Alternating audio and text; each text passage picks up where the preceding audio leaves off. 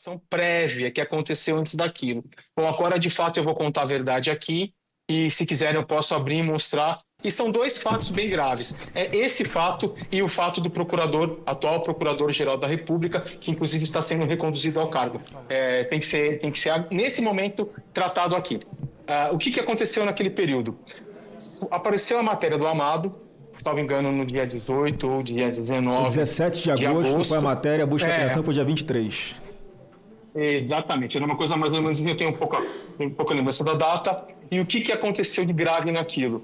E, de fato, sim, ele se baseou somente naquela matéria do Amado no Metrópolis. Ele pediu naquele dia que fosse feito, através de seus juízes auxiliares, que fosse feito a matéria, a análise daquela publicação, retirado dali aquelas conversas que estavam na matéria do Amado, em WhatsApp, tentado identificar uma coisa ou outra, o que não era possível, porque se tratavam de conversas de grupo privado. Isso sim seria um ato criminoso da minha parte se eu fizesse.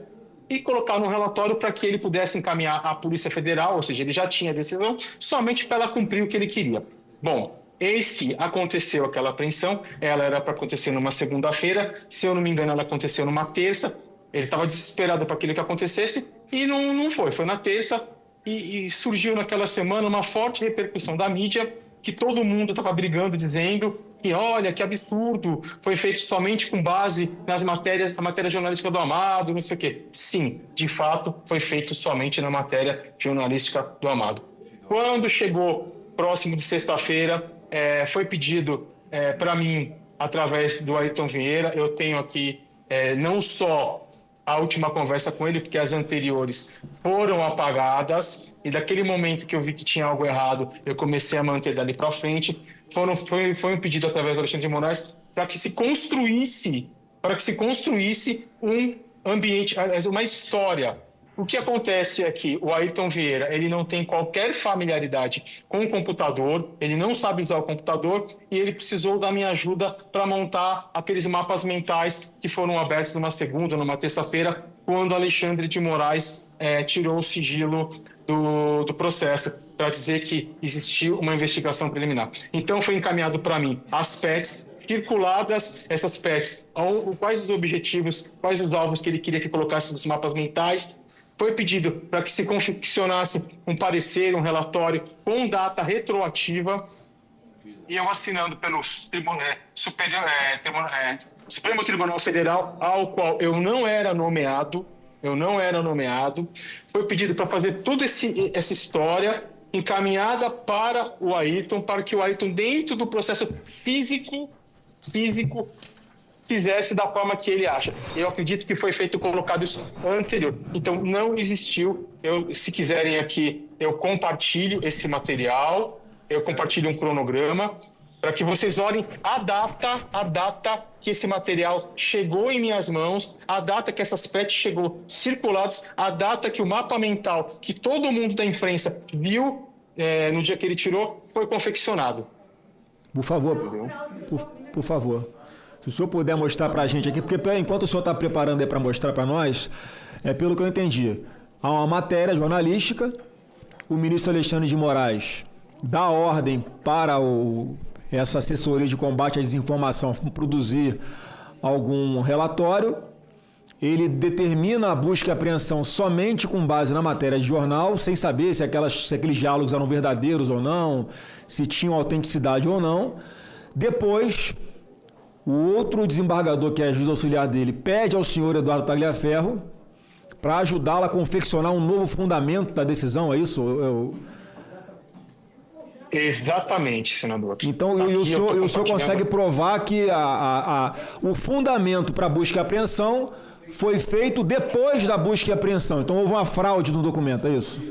Exatamente, e isso me deixou um tanto quanto preocupado e entendi porque todos os processos são físicos e ele só tira o sigilo no momento que ele acha interessante e nas peças que ele acha interessante. Bom, aqui, ó, os senhores estão conseguindo ver aí? Estão conseguindo ver? Sim, Só sim. para eu ter uma... Sim, pode prosseguir. Tá. Bom, isso aqui eu fiz um PDF super simples, até mesmo porque isso seria a matéria da CNN e ela se recusou a fazer. Tá? Ela me enrolou por quase 2 meses e se recusou a fazer. Então aqui mostra na data, tá? Na data aqui em que aconteceu a matéria do Amado, o link dessa data, tá? E aqui o pedido de Alexandre de Moraes, de 19 de agosto, né? Onde ele vai lá e ele fala o que precisa fazer. Bom, aqui tem tudo, a matéria jornalística, do dia que ele fala, que foi no dia 23/8/2022, né? Que está bem aqui, que aconteceu a busca e apreensão. Porém, se os senhores observarem, os relatórios datam todo o material que a mim foi passado para montar aquela farsa é do dia 26, 27 e 28 de agosto. Está aqui. Tudo preservado, tudo periciado, mostrando que não teve qualquer adulteração ou manipulação da minha parte. Então, isso aqui é só um ilustrativo. Eu vou mostrar o arquivo agora, tá? Tá aqui, ó. Ó, mapas mentais, se os senhores olharem, esse mapa aqui foi o mapa, não sei se os senhores se recordam, foi o mapa que estava no processo, foi um mapa mental feito por mim, nesse dia aqui, ó, 29 de agosto de 2022. O que é mapa mental? Só para que a gente possa entender. Mapa mental é um organograma ilustrativo para que as pessoas entendam os relacionamentos que, tipo, sei lá, às vezes pode ser usado para processo, pode ser usado para coisas de informática, onde a gente consiga, só de bater o olho, entender quem é o personagem e qual o relacionamento dele com a história, entendeu? Então, se o senhor olhar aqui, ó, você vai ver que esse mapa mental, onde relacionava como foco principal esse Alan é o Alan? Santos, exatamente, o Alan dos Santos, e ele relacionando aqui com o Custer, com o Salomão, com o Portela, com o Enzo Momenti, com o Bezerra, com o Rafael Moreno, bom, todos os personagens, até chegar onde? Ao financiamento suposto por Luciano Hang, entendeu? Protorque e tudo, onde colocaram os 10 caminhões, na frente do Supremo Tribunal Federal. Esse documento que foi apresentado por Alexandre de Moraes, quando ele tirou o sigilo, para justificar que existia uma investigação preliminar e que toda a busca e apreensão não foi lastreada somente no do Amado, para ele se justificar e não ficar tão ruim, foi confeccionado por mim, a pedido de Ayrton Vieira, uma vez que Ayrton Vieira não era para eu ter feito, tá? Ayrton Vieira não sabia mexer com o computador. Então isso chegou nas minhas mãos por acaso. Se o senhor olhar aqui, ó, em todas as PECs, olha a data, essas PECs aqui, Moraes nem sabia que o Ayrton Vieira tinha me passado. Ayrton Vieira pediu para mim, não fale nada. Tá tudo aqui, ó. Os relacionamentos, os mapas bonitinhos, todos que foram feitos por mim. Tá aqui, ó. A data do mapa mental, bonitinha, mostrando aqui 29 de agosto, o horário, ou seja, nada foi confeccionado antes. Bem como esse relatório feito, onde eu assinei pelo Supremo Tribunal Federal, do qual eu não era, em momento algum, nomeado, tá? Para que fosse feito o quê?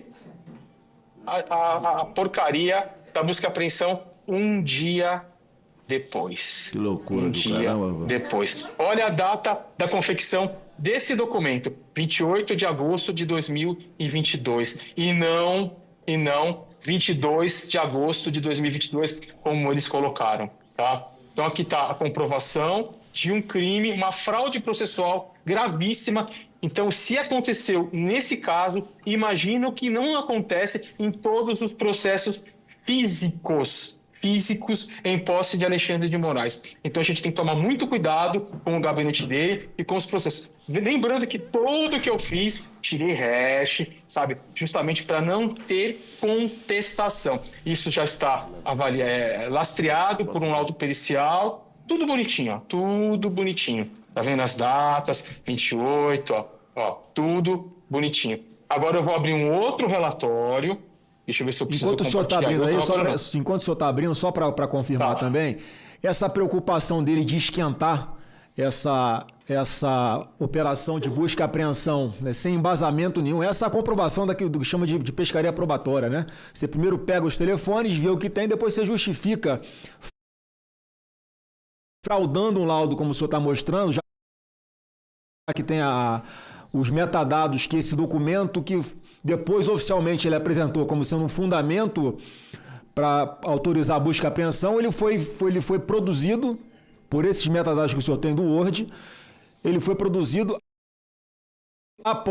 alguns dias após efetivamente ter sido feita a busca e apreensão. Para quê? Para justificar para os advogados que pediram acesso aos autos,